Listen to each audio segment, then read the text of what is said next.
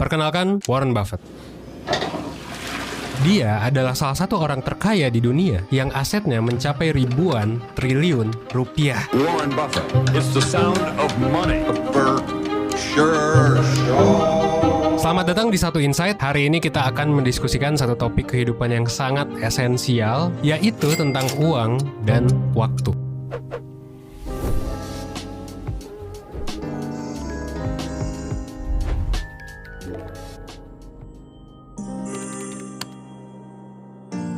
Warren Buffett adalah seorang pebisnis, investor, dan filantropis. Genius billionaire philanthropist. Dia adalah kakek-kakek 91 tahun yang kerap kali disebut sebagai investor paling sukses di dunia. Total kekayaannya itu lebih dari 103 miliar dolar Amerika yang tadi gue bilang. Dan ini menjadikan dia sebagai salah satu orang terkaya di dunia. Nah, bisa dipastiin kalau misalnya si Warren Buffett itu ya sudah mencapai yang namanya financial freedom. Financial freedom adalah kondisi ketika orang udah punya tabungan, aset, dan uang yang cukup buat hidup sesuai dengan ya apa yang dia pengenin. Mau hidup ngapain aja udah cukup gitu. Dan ini yang disebut sebagai freedom. Dengan uang dan aset yang sebanyak itu, ya artinya dia kagak perlu lagi kerja atau bergantung sama orang lain buat membiayai kehidupannya. Jangankan 100 miliar dolar gitu kan, 1 miliar dolar aja itu tuh udah cukup buat membiayai mungkin 3 turunan atau 4 turunan kali ya. Yang kalau dirupiahin tuh ya 1 miliar dolar sama dengan 14 triliun rupiah. Nggak sebanding mungkin sama gaji kita yang masih UMR ya. Nah sekarang gue punya satu pertanyaan penting. Kalau misalnya lo berkesempatan buat bertukar posisi sama Warren Buffett, yang mana lo bakal punya semua kekayaan dia, tapi usia lo juga ikut bertambah, misalnya jadi tiba-tiba lu 91 tahun, lu bakal bersedia nggak sih? Nah tapi sebelum lo tukeran posisi sama Warren Buffett ya coba bayangin ya, kira-kira apa sih aspek dalam kehidupan lo yang mungkin nilainya sangat besar gitu sehingga cukup nih sepadan nih buat tukeran sama dia. Uang mungkin nggak sepadan gitu ya, apalagi gaji kita Gen Z ya mungkin masih UMR di atas dikit. Masih untung juga kalau UMR gitu kan, bisa jadi ada yang di bawah atau mungkin ada yang belum punya kerja. Keluarga, dia juga udah punya keluarga, kita nggak bisa nuker keluarga dia sama kita. Circle susah juga sih, karena circle dia juga udah top notch semua. Bahkan Bill Gates saja bergurunya ke Warren Buffett. Opsi terakhir yang bisa kita tawarin, yang mungkin bisa dibilang cukup sepadan, adalah waktu. Nah yang jadi pertanyaan adalah, berapa sih emang waktu yang kita punya? Nah buat menghitung waktu yang kita punya, kita coba lihat deh, secara rata-rata life expectancy atau harapan hidup usia manusia bumi adalah saat ini 73 tahun. Nah negara dengan life expectancy tertinggi di dunia adalah Hong Kong, 85 tahun. Sedangkan yang terendah adalah Central African Republic, 54 tahun. Indonesia itu ada di peringkat 122 dari 193 negara dengan rata-rata tuh 72 tahun. Nah bisa jadi memang ada yang lebih lama dan ada yang lebih sebentar, tergantung situasi dan kondisi setiap orang. Tapi kalau angka rata-rata tadi kita konversikan ke hitungan jam, secara rata-rata kita akan hidup sekitar 631.000 jam. Yang kalau kita konversikan lagi ke hitungan detik, jumlahnya itu sekitar 2,2 miliar detik. Nah kalau sekarang lo berusia 25 tahun, secara rata-rata lo masih punya waktu sekitar 1,5 miliar detik lagi. Yang ini bisa lo pakai ya terserah lu mau pakainya gimana gitu ya. Banyak banget gak sih 1,5 miliar detik? Tapi coba bayangin kayak gini, apa sih yang bakal lo lakuin ketika lo tiba-tiba dapet duit 1,5 miliar dolar? Coba lo pikir ya, mungkin ada yang langsung beli rumah, ada yang beli mobil, ada yang traveling keliling dunia, atau mungkin buka bisnis dan investasi. Ya tergantung orangnya lah ya. Tapi sayangnya, waktu yang kita punya ya itu nggak bisa disamain dengan uang. Uang kalau habis, itu bisa dicari lagi. Sementara waktu, kalau misalnya hilang, itu beneran musnah dan nggak bisa kita cari lagi. Kita juga nggak punya kuasa buat memutar balikan waktu, at least sekarang ya. Kayak di film Avengers, nggak punya, kita belum bisa. Dan bisa dibilang waktu adalah resource yang sangat langka, sangat berharga, yang sayangnya banyak dari kita belum sadar akan hal itu. Saking berharganya waktu, uang 1 triliun sekalipun nggak bisa memutar balikan waktu, walaupun cuma 1 detik. Iron Man, Captain America, dan The Avengers lainnya, itu bahkan rela untuk mempertaruhkan nyawa demi memperbaiki kesalahan mereka di masa lalu, yang bisa dibilang bikin setengah populasi alam semesta musnah karena Thanos. Mungkin beberapa dari kita juga seringkali mikir kayak gini, coba deh kalau dulu gue kayak gini, hidup gue sekarang pasti bakal jauh lebih baik. Pokoknya banyak what if lah. Coba deh kalau gue bisa balik ke masa lalu, coba deh kalau gue bisa kayak gini, gue mau memperbaiki kesalahan gue yang dulu, dan berbagai penyesalan dan angan-angan lainnya. Nah masalah inilah sebetulnya yang coba dijelasin dan diselesaikan oleh sebuah konsep yang mungkin bisa ngebantu lo, bantu kita semua nih buat menjalani hidup kita dengan baik. Konsep apa itu? Namanya adalah konsep time billionaire. Apa itu time billionaire? Nah, konsep time billionaire ini sebenarnya dijelasin di buku 4000 Weeks. Nah, menurut penulisnya, waktu adalah sesuatu yang sangat amat langka. Tapi, banyak orang yang meremehkan si waktu ini dan selalu komplain ketika nggak punya waktu yang cukup. Banyak orang yang belum bisa menghargai waktu sampai akhirnya mereka nggak punya waktu lagi. Dan ya seringkali semuanya udah terlambat. Konsep time billionaire ini sangat unik sebenarnya. Di satu sisi, konsep ini bilang kalau semua manusia tuh sebenarnya kaya, which mungkin ini bisa bikin kita jadi lebih optimis akan hidup karena ya semua orang dikasih waktu yang sama. Kita dibikin sadar kalau sebenarnya kita tuh punya banyak waktu buat ngelakuin banyak hal. Tapi di waktu yang sama, konsep ini juga nyadarin kita akan hal yang sangat penting.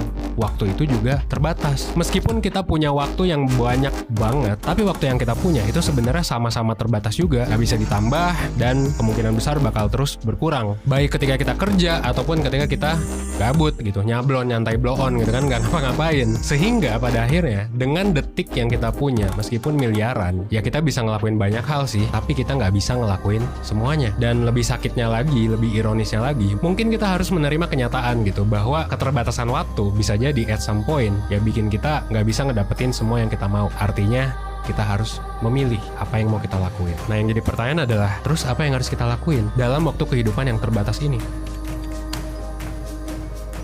Sebenarnya kehidupan yang ideal tuh gimana sih? Apakah harus punya duit 1M di usia 30 tahun? Apakah punya bisnis beromset ratusan juta per bulan atau miliaran gitu ya? Apakah harus jadi influencer yang terkenal gitu? Apakah harus menguasai dunia seperti Rothschild gitu ya? Atau apa? Coba deh ceritain kehidupan ideal lo di komentar ya, sebelum lo nonton video ini lebih lanjut. Nah, yang jadi pertanyaan sekarang kan tadi ya, gimana cara kita bisa mencapai kehidupan ideal versi kita dengan waktu yang sangat terbatas? Apa yang sebaiknya harus dilakuin pertama kali? Ya jawabannya sebenarnya simple, meskipun nggak selalu mudah ya. Ya tinggal lu tentuin prioritas lu emang apa. Nah, kalau berdasarkan kurikulum 1%, ada beberapa level yang mesti kita capai untuk mencapai kehidupan ideal. Pertama ada yang paling utama dan nggak bisa didebat kalau menurut gua ya. Mungkin menurut lu bisa, tapi menurut gua tidak, adalah level 1 dan level 2. Level 1 tuh apa? Untuk survive, kebutuhan dasar harus terpenuhi. Kayak misalnya sandang, pangan, papan. Nah, setelah itu baru lu bikin manajemen resiko. Kayak misalnya dana darurat, asuransi, minimal ya BPJS mungkin. Atau tabungan lah untuk 6 bulan ke depan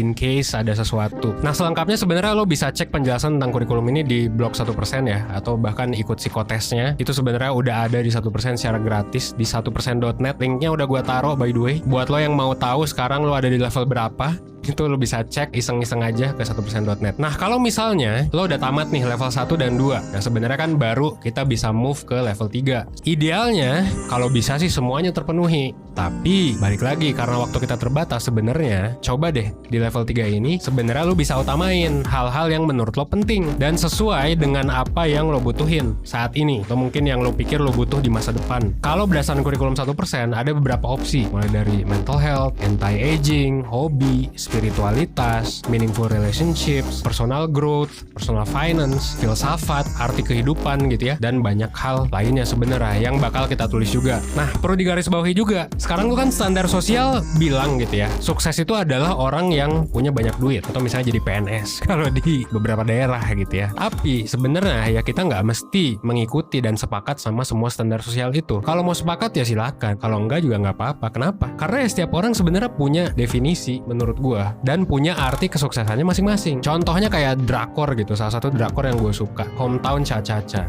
Lu kalau lihat nih kan ada cowok nih, kebetulan juga good looking dan ternyata dia tuh bisa semuanya gitu, baik, pinter, ganteng, humoris. Sertifikasi ada puluhan juga mungkin, ada 20 sertifikasi keahlian. Nah, kalau dipikir-pikir dengan paket yang selengkap itu, Hong Banjang gitu, Hong Dusik itu bisa banget tinggal di pusat kota gitu ya, ngebangun karir di sana dan jadi kaya raya dan jadi orang sukses yang sesuai dengan standar sosial di mungkin Seoul gitu ya, dibandingkan dengan di Gongjin gitu, di kampung ibaratnya lah. Nah, tapi dia malah milih buat tinggal di pedesaan, gak punya kerjaan yang jelas alias serabutan, dan dia hanya mau dibayar tuh UMR, gak mau bayar lebih. Kok bisa sih ada orang kayak gitu? Sebenarnya make sense gak sih? Emang gak ada ya aslinya kayak gitu? Ya ada, dan sebenarnya ini karena orang ini tidak melihat karir, tidak melihat bahwa hidup mewah di perkotaan, duit, dan aset yang melimpah itu sebagai hal penting. Dia nggak menjadikan ini sebagai prioritas. Justru yang diprioritaskannya adalah kesehatan mental, hobi, kebebasan gitu ya, entertainment, meaningful relationship, dan makna hidup ya sesuai dengan kurikulum 1%.